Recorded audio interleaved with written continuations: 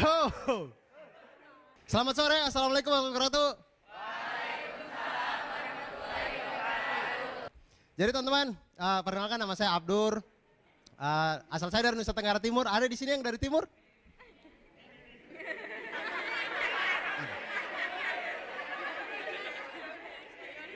Pengungsi Timor Leste ya?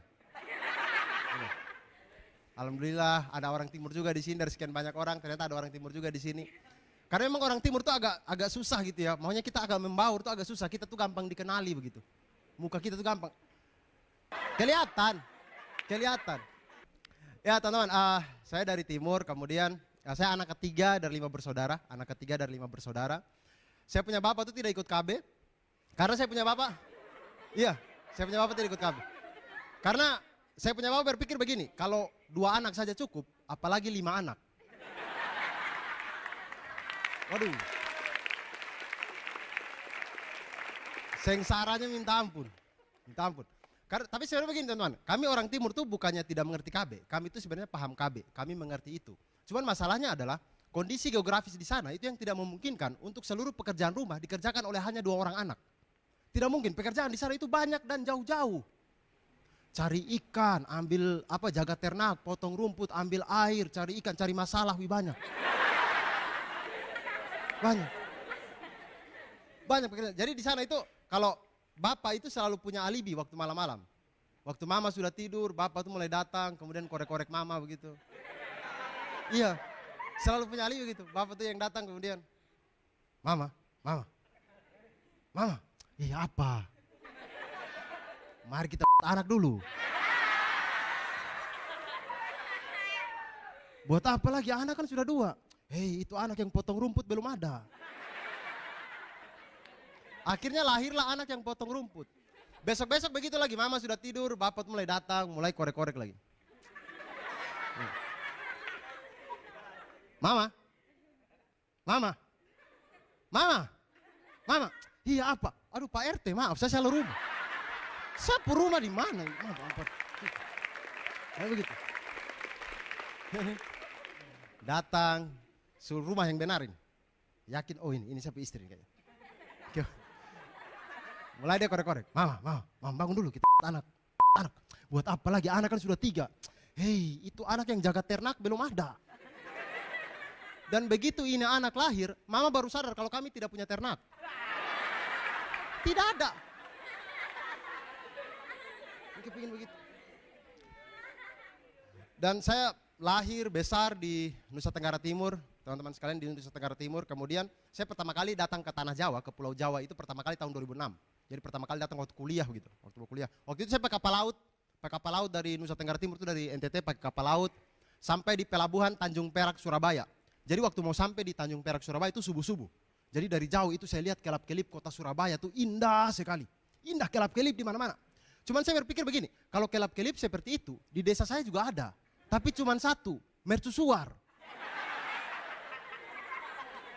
Makanya waktu saya lihat, wih, orang Surabaya kok sombong-sombong ya. Mereka buat mercusuar kok banyak sekali. Apa 1 nelayan 1 mercusuar begitu. Kemudian ketika ini kapal semakin dekat dengan Tanjung Perak Surabaya, itu kelap-kelipnya itu makin jelas. Ada kelap-kelip yang terang, ada kelap-kelip yang remang-remang. Wah itu tanpa tanya orang, tanpa lihat peta, saya langsung tahu. Oh itulah Doli yang terkenal. Saya harus ke sana. Cuman puji syukur alhamdulillahnya teman-teman, wali kota Surabaya kita yang sekarang itu sudah tutup Doli itu, alhamdulillah. Karena menurut saya begini teman-teman, menurut saya tempat prostitusi seperti Doli dan lain-lain menurut saya itu sebenarnya menurunkan harkat dan martabat seorang perempuan. Kemudian sampai di Tanah Jawa itu juga, makanya nih orang Timur tuh agak begitu keluar dari daerahnya itu untuk dia beradaptasi dengan daerah baru tuh agak setengah mati karena kami orang Timur tuh beda dari logat, kemudian dari wajah juga beda. Dan saya waktu kuliah pertama kali itu agak rasa sakit hati begitu. Karena tiap kali di kelas dosen baru datang, kemudian kami perkenalan begitu, tiap kali saya perkenalan begitu.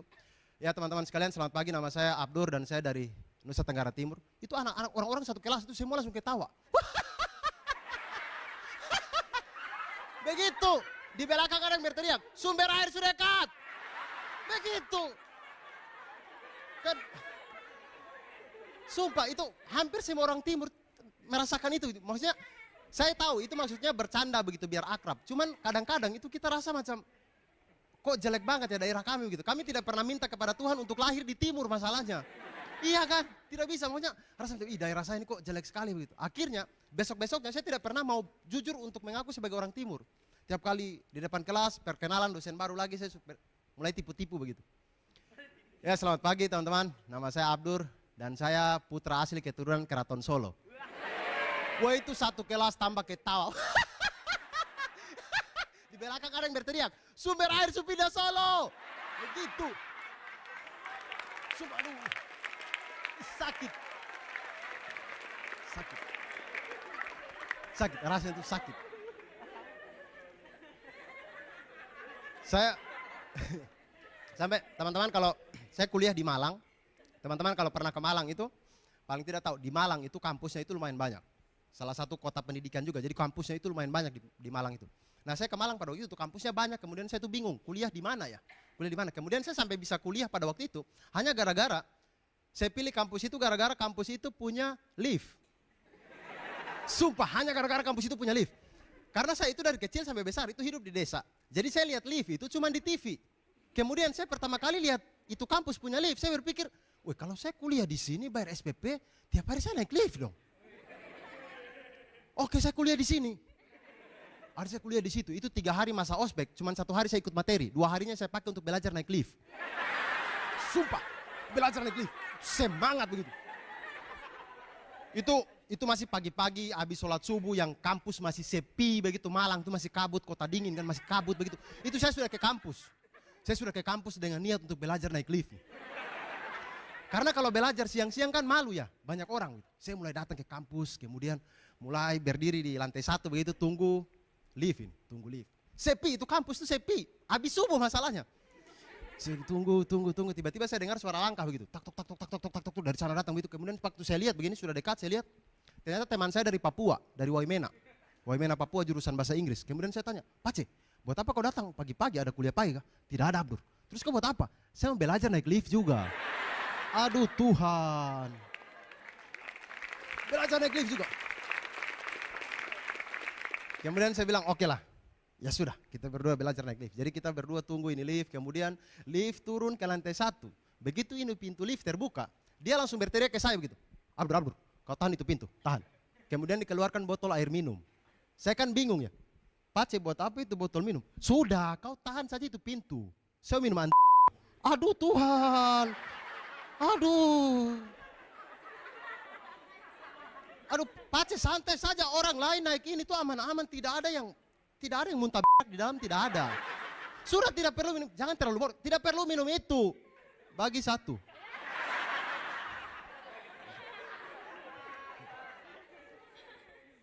Dan bahkan waktu setelah lulus, setelah sarjana, diskriminasi yang pernah saya alamin yang sampai sekarang masih membekas itu adalah waktu itu saya habis sarjana, saya lamar dulu mantan pacar saya dulu.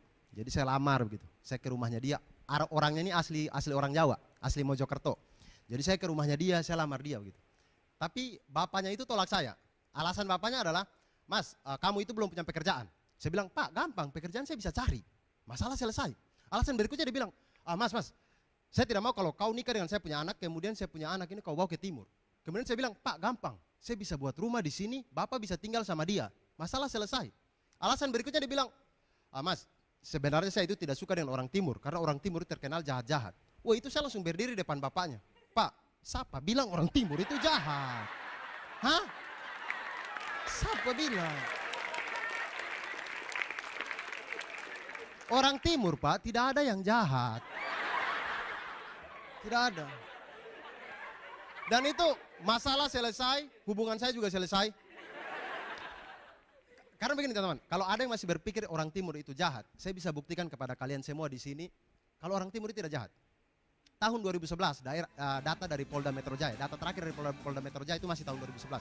Tahun 2011 itu, daerah dengan tingkat kriminalitas paling tinggi di Indonesia itu adalah Jakarta, dengan 53.324 kasus.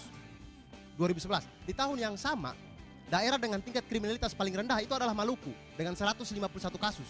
Jadi 53.324 dengan 151. Orang timur itu tidak jahat. tidak jahat di kampung sendiri, kami jahat di kampungnya orang. Saya terima kasih. Selamat sore.